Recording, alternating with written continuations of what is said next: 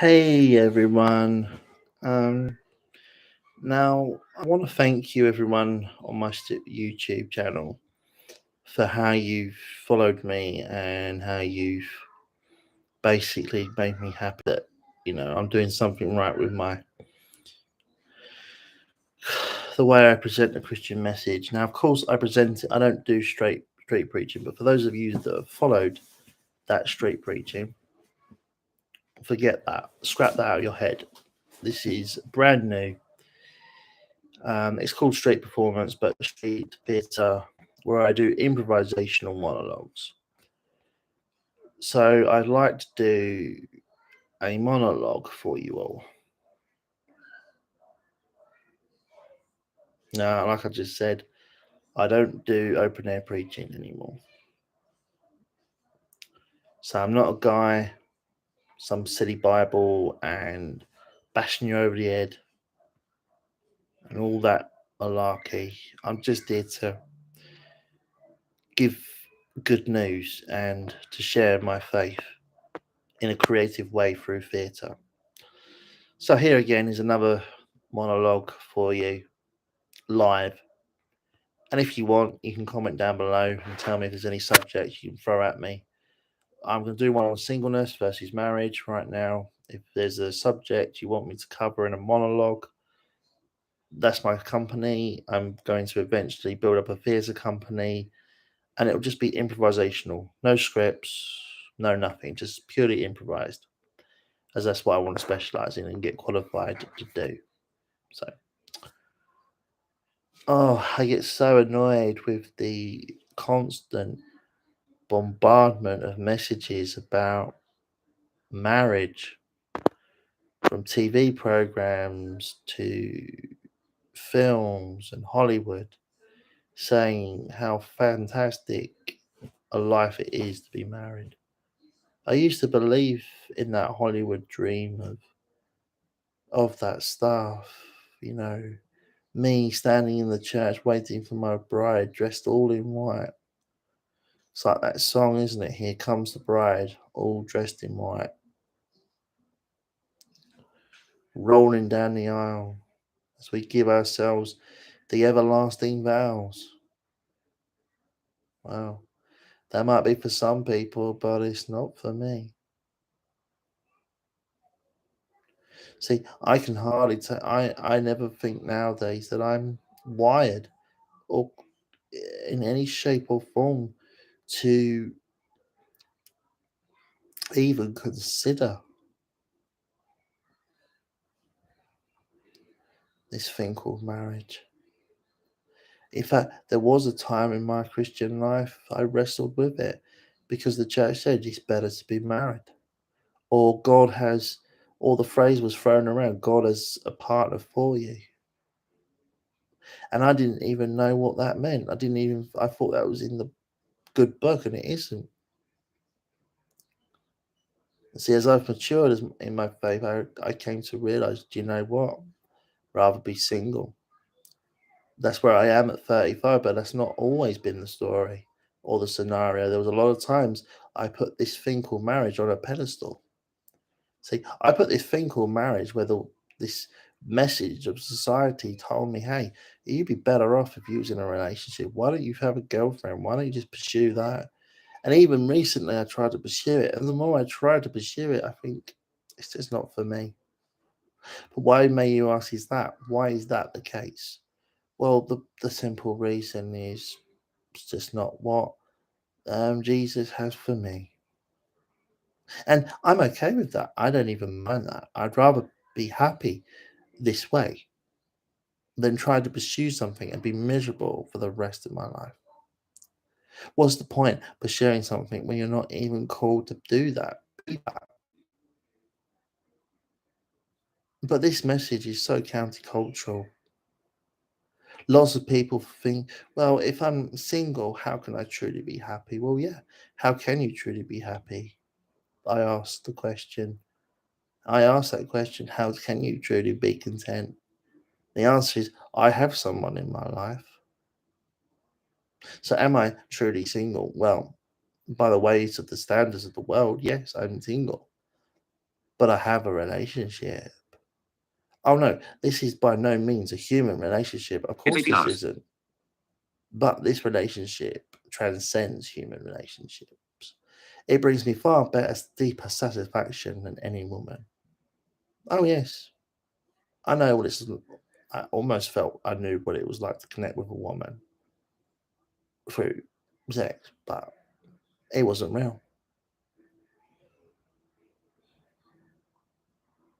And I know a love greater than life itself, far, far more fantastic than any human relationship could ever possibly give. That's why I'm happy to be single, because the relationship or the love relationship I have with Jesus satisfies me far deeper than anything else could comprehend or anyone else could comprehend. But see, the thing is, when someone marries, they say in their vows, they say, till death do us part. And so I wonder, what does that mean? Well, to me, it means that that surely can't be a permanent thing. That it seems like it is in a state of being temporary. Whereas me being single, I know that will last forever. I couldn't even imagine what it is like to be married and then to lose that person that you've loved and cared for all those years. I couldn't cope with that. I couldn't even cope with the idea of being with someone. It's not my lot in life. It's not the thing that I am equipped for. And maybe you're just hearing this and maybe you think, well, maybe I'm not able to be with someone as well. Hey, guess what? Being single is okay. See, for me, I came to a place of peace knowing, actually, you know what? I'd rather be single as a Christian and happy than pursue something called marriage and put it on a pedestal and try to aim for that thing, which one is not really realistic for me. See, as time goes on, I learn wisdom, and the wisdom tells me from Jesus is I can serve him fully, fully devote to him.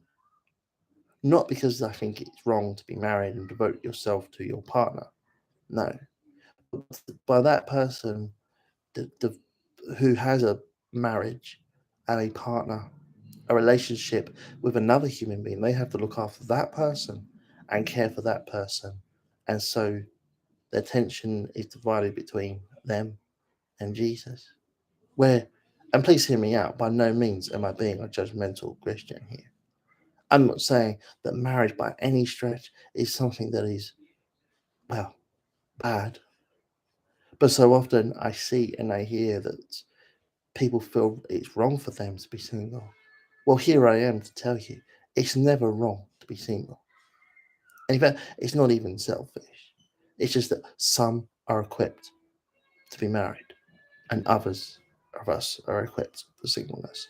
So I just wanted to know, I don't know if anyone's watched that because there's no one putting up any views, but I do put this stuff up, and it is that. And it's just almost like these monologues are observations. They're just observations, and it's observational. And that one was pulled out from script, a book from the good book, the Bible, and I call it the good book. It's probably the best way to describe it because it gave me one. I just want to pull out the life lesson: is it actually it's okay to be single, you know. And if you're a Christian watching it, you are. It's okay that you're single. Don't ever think it's never okay to be single. It is. It's fantastic to be single from the Christian perspective. But even if you're not a Christian, it is okay. Don't feel like it's wrong. And don't worry, some people will tell you, promise you that a partner will come when you least expect it. I'm not going to tell you that rubbish because it's a load of rubbish. You're not guaranteed a partner. Nobody is, Christian or not. You're not guaranteed a partner. I think there needs to be the reason I do this monologue, and I've done this one quite a lot recently. And sometimes I'll take a theme like singleness, and just to say, if marriage is for you, great, but don't go looking for it. If you are equipped And it boils down to that question: do you feel as a person you're equipped for marriage or singleness? Leave that up to you. But can I encourage you not to follow the world, the culture, not to follow society? Society pretty much will elevate marriage above singleness. And I can assure you, at 35 years old, I can assure you. Secondly, I want to say to young people, if you're watching this, I want to say, by all means, date someone and have a relationship with them if that is right for you. But do not follow friends or don't follow the trend of being in a relationship because you feel you have to, you feel some sort of peer pressure. Don't be peer pressured into it because I want to encourage you to be the person you're called to be. And if you're called to stand out and say, look, I will stand up for my conviction of being single, go for it. If you truly feel you're single and you want that, just be different. I remember when I was 15, I remember I had to fit, I felt I had to fit in with the trends of my friends and the way my friends were going. And I had to always follow them and their fads, their sort of the latest thing. If marriage was something, I said, well, let's go follow them. But I'm encouraging you to stand out, be distinctive. Don't follow the crowd. It's hard to do, but trust me, I'm here with you every step of the way. And by the way, guys, I'm here for you. I am here for you, okay? I am here for you all in this channel. I'm here for you night and day. I don't just do these monologues as a street performer and not have any interaction with you. Let's just put it this way: I'm here to inspire the next generation. So yeah, just if you feel in your heart of hearts you want to be in a relationship, you want that, and you feel that you just you can't shake it, you no matter what you do, and you have this wrestle between am I single forever or am I married? Just man, to encourage you, don't